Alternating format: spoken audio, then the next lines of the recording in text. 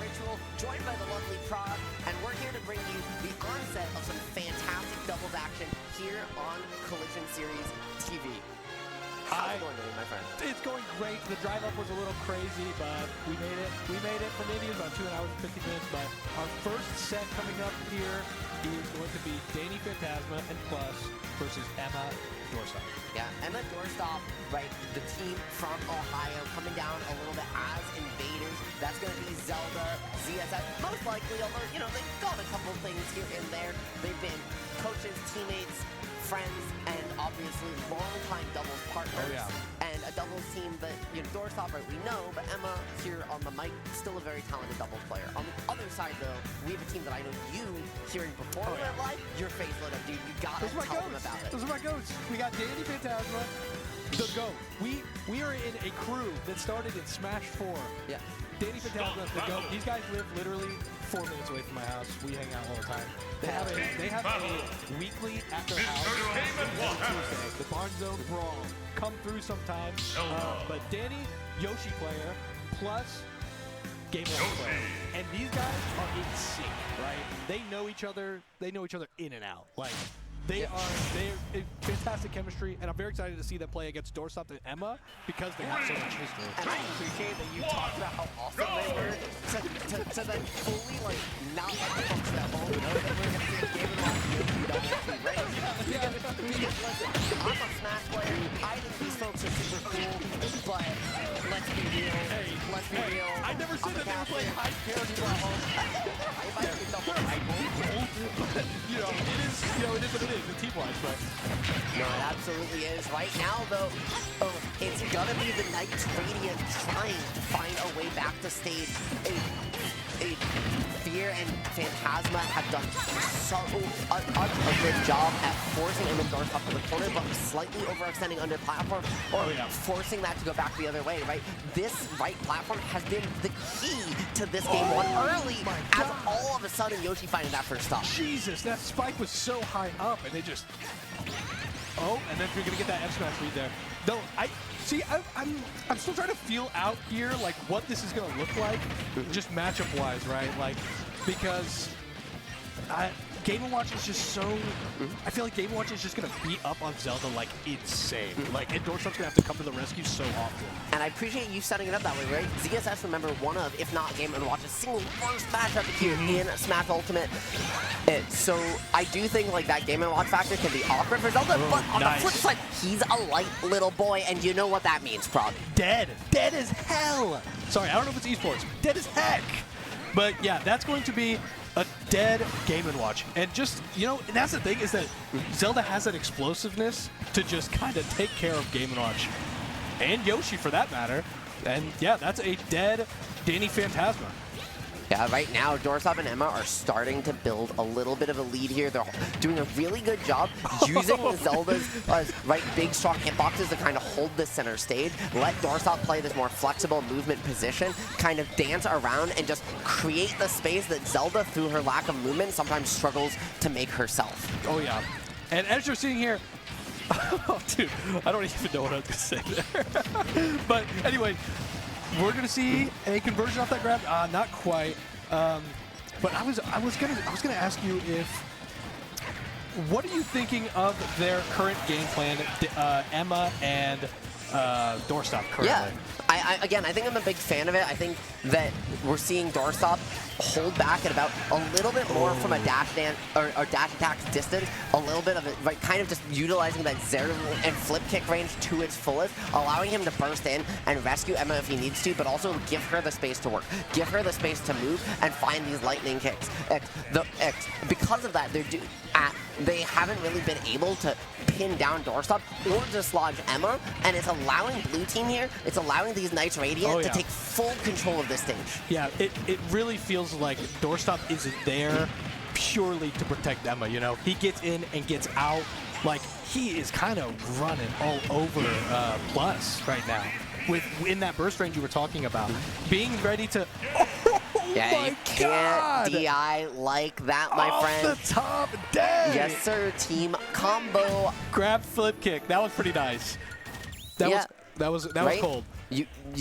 Zelda has that really long throw animation, and I think that's one of the things we don't talk enough about in doubles is not just the angle of your throws or the strength of your throws, but it's those animation lengths that can make such a big difference. I think Rob, Rob down throw, that drill, you have people so line much up time full to follow smack. up. You have so much time to follow up. And Zelda up throw, as we saw, is kind of the same thing. Doorstop's able to, on reaction, flip kick, get the full arc, set it up, and line up a kick to meet that initial throw. There was just so much time to set it up. I will say production, the game count is backwards.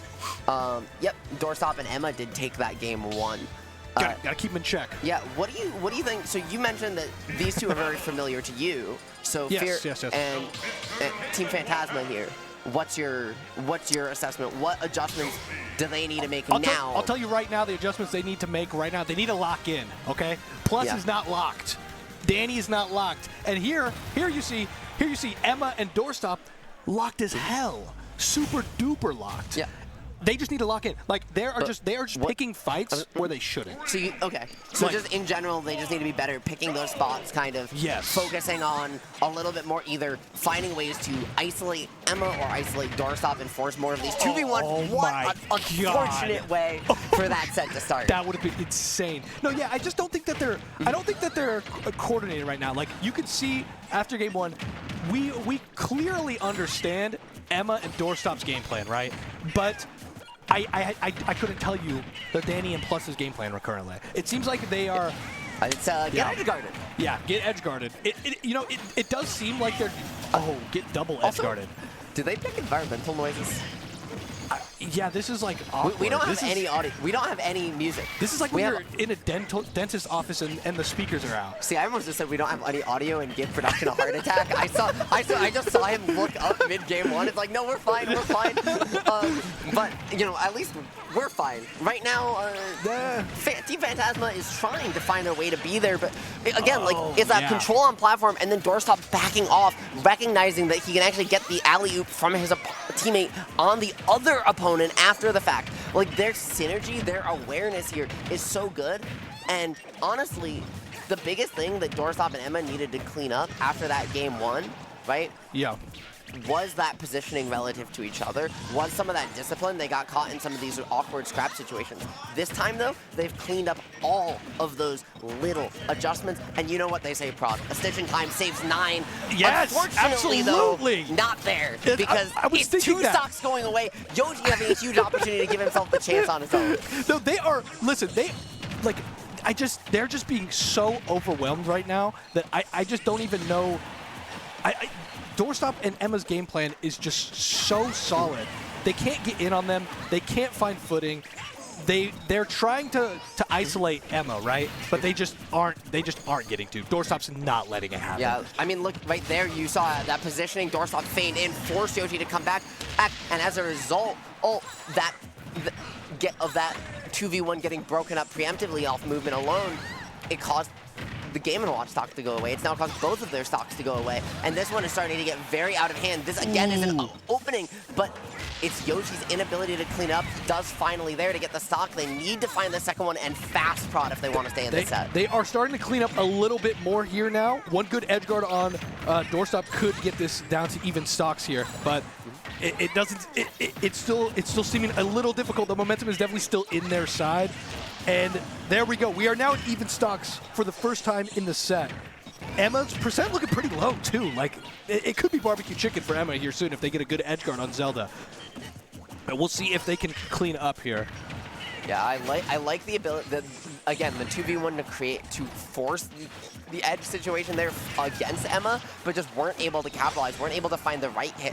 Often it feels like Team Phantasma just hasn't been able to control the hits they're getting, right? And so while they're getting these strays, they're not able to actually land anything significant on their terms. Absolutely, absolutely. It's starting to look dicey, but Doorstop is chilling. He's chilling.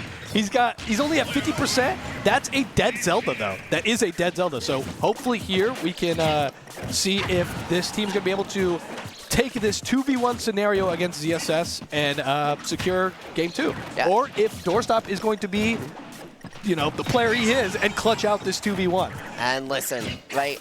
This is the biggest opportunity that they could have asked for. Or they've started to make some of these adjustments. They've started to find a way to better capitalize on the 2v1 situations. Even when they weren't finding the hits they necessarily looked for, they were able to capitalize on what they were getting, which is these scraps, and really make something happen. Doorstop, though, as you mentioned, so hard to pin down. And they need to find a way to do so fast, because if this becomes a 1v1, they're sweating bullets. Yes, absolutely. Getting the bear off the misgrab there, but not quite taking the stock. No. Oh, that's a reversal. And now it's worst case scenario. You have to play your worst matchup here, but you only have to land the one hit. Oh, maybe one more hit. Barely missing the chair. Okay, listen, it might take a half lashing here for Kaladin to try and keep these arrows off of him. But in the meantime, it's going to be the up smash. That's He's going to find it. And just this once, I guess the wind runners really can save them all. I guess so. Ohio up 1-0 against Indiana. Yeah. It is what it is. I mean, here's the thing. Emma and Doorstop, no strangers to Indiana. We love them. We love them so much.